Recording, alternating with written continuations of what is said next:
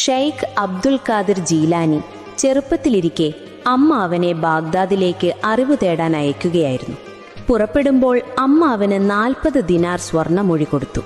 അമ്മ പറഞ്ഞു, മകനെ, എന്തു കലഹമോ അപകടമോ വന്നാലും നീ എപ്പോഴും സത്യം മാത്രം പറയണം. പുറപ്പെട്ട യാത്രയിൽ ഒരു വനത്തിലൂടെ പോകുമ്പോൾ കള്ളന്മാരുടെ സംഘം അവരെ തടഞ്ഞു. കള്ളന്മാർ ഓരോരുത്തരെയും പരിശോധിച്ച് അവരുടെ പക്കലുള്ള സാമ്പത്തിക സാധനങ്ങൾ എടുത്തുകൊണ്ടിരുന്നു.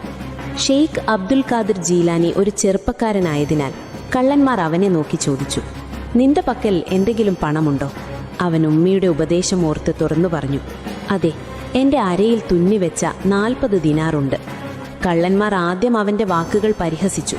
പിന്നീട് അവർ തലവനോട് പറഞ്ഞു, ഈ കുട്ടി എന്തോ പറഞ്ഞു തരുന്നുണ്ട്. അവനെ തലവന്റെ മുന്നിൽ കൊണ്ടുവന്നു. തലവൻ ചോദിച്ചു, നീ എന്തിനാണ് സത്യം പറയുന്നത്? ഞങ്ങളെ കള്ളന്മാരെന്നറിയില്ലേ?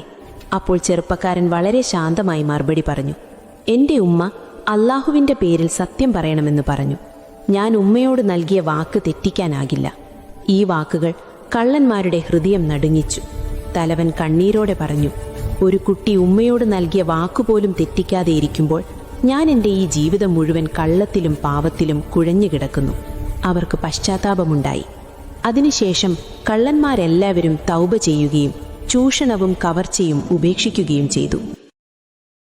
Download ShareChat.